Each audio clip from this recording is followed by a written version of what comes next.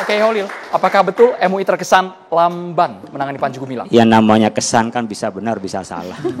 Dan itu sangat subjektif namanya kesan ya. Yang benar bagaimana Pak Kiai? Yang benar kita bekerja, kan ini mulai ada hiruk pikuk, ada viral seperti itu kan kita nggak bisa sekarang ini menghukumi hanya dengan yang viral dipotong-potong dan selanjutnya. Oleh karena itu kita ngecek dulu apakah ini benar videonya, kemudian kita mengidentifikasi di mana letaknya, dalam momen apa dan seperti apa pembicaraan. Jadi lokusnya pun juga kita teliti dalam hal ini.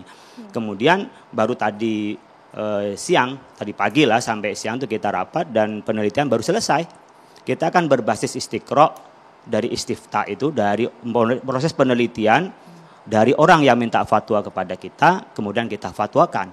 Nah sekarang dalam proses finalisasi di dalam fatwa itu, maka saya bilang pekan ini mudah-mudahan bisa diselesaikan, karena kan ini benturan namanya ustadz-ustadz ini kan dengan lebaran Idul Adha lebih banyak ini, kurban dan seterusnya juga khutbahnya, tapi nggak boleh 2 kali ya, 1 kali aja boleh 28 atau 29 gitu ya, jangan dua-duanya gitu ya, dipilih keyakinan yang mana. Kemudian mungkin paling lambat minggu depan, mudah-mudahan minggu ini sudah keluar. Jadi kita sudah mendapatkan kesimpulan dari hasil penelitian itu. Dan ada 3 indikasi sebenarnya yang bisa kita lihat. Pertama berkenaan dengan penodaan, ya penodaan terhadap agama, penodaan terhadap keyakinan itu. Yang kedua berkenaan dengan kesesatan yang kita bisa mendapatkan indikasinya. Yang ketiga berkenaan dengan penyimpangan gitu ya. Nah, ini dirumuskan oleh kita yang nanti akan dilakukan menjadi fatwa. Di samping hal yang bersamaan memang benar tadi Gus Rofi sampaikan pagi-pagi kita dapat surat dari kepolisian yang minta keterangan ahli namanya. Keterangan ahli kepada kami. Maka kan kami ditanya ya pasti kami menjawab. Sama dengan orang minta fatwa kepada kami juga pasti keluarkan. Tapi setelah proses tasawurul masalah. Setelah masalah bisa dikuasai penuh oleh kita, sebisa mungkin kita pasti menjelaskan. Karena tak boleh takhirul bayan an waqtil hajah. Tidak boleh kita lambat menjelaskan di waktu yang diperlukan. Jadi sampai sekarang Gus Rofi belum terlambat. Karena belum proses hukum. Nah Gus Rofi juga nggak pernah minta fatwa ke MUI gitu. Jadi kalau kesan, ya tapi saya tidak ingin membanding-bandingkan. Suatu proses, lokus, hal yang berbeda. Jadi biar tidak mundur ke belakang, kita stressing, kami pun juga masih dalam proses ini baru kepada apa yang disampaikan kontroversinya dari Panji Gumilang. Nanti bisa berikutnya pada Azaitun, bisa yang berikutnya tergantung pada tadi istifta, permintaan fatwa orang kepada Majelis Ulama Indonesia. Ya. Pemerintah kan bergerak tidak harus menunggu fatwa dari MUI terlebih dahulu kan Pak Kiai? Ini sudah bergerak kok, ketika dilaporkan sudah bergerak, buktinya surat resmi sudah dilayangkan ke MUI, kami sudah menunjuk orang-orang yang akan menjawab dari MUI. Ada 5 orang yang ditunjuk termasuk Prof. Asrarun Niam, saya, Prof. Utang. Itu ada bagian yang akan nanti memberikan jawaban hukum kepada pihak terkait yang ingin minta pandangan hukum secara personal.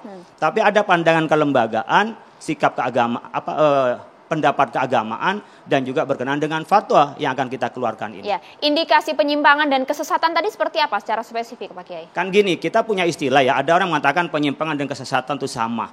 Kami bisa membedakan. Kesesatan itu adalah ketika dia melanggar dari 10 kriteria yang dibuat oleh MUI. Atas kesepakatan ulama bahwa ada 10 kriteria diantaranya adalah ingkar rukun iman termasuk menafsirkan Al-Quran. Dalam konteks Al-Zaitun? Dalam Quran Al-Zaitun seperti halnya tafasawuf fil majalis itu pada dasarnya itu kan tafsirnya dia tidak boleh ditafsirkan untuk sholat karena sholat sudah ada sore solu kama ra'aitumuni usolli. Kalau sholat physical distancing masuk pada penyimpangan. Artinya dia kalau ngikut mazhab Syafi'i itu kan masih saja cuma makruh. Tapi Abu Hanifah mengatakan batal. Andaikan mamanya di depan mungkin hanya khilaful aula. Tapi ketika menafsirkan tafsir lalu digabungkan dengan cara sendiri tidak ikut pagu atau kaidah yang ada pada kitab tafsir. Kemudian dikaitkan dengan umpamanya muslimin muslimat mukmin mukminat. Kemudian itu berarti kalau sholat kita beriringan. Itu kan tidak ada pagunya. Nah kerangka menafsirkan seperti ini kita menyebutkan adalah kesesatan. Karena di dalam kriteria yang disepakati oleh Majelis Ulama Indonesia dengan ormas-ormas Islam ada 10 kriteria ini masuk gitu. Tapi di dalam ini itu masalah. Nah penodaan juga bisa dilihat dari ketika mengatakan namanya ya Al-Quran ini adalah tidak, ya bukan kalamullah tapi menganggap ini adalah bahasa Arab. Dan kalau ini nanti namanya redaksinya, kalau nanti bahasa Arab nanti bahasa Melayu Allah nggak ngerti. Nah gitu.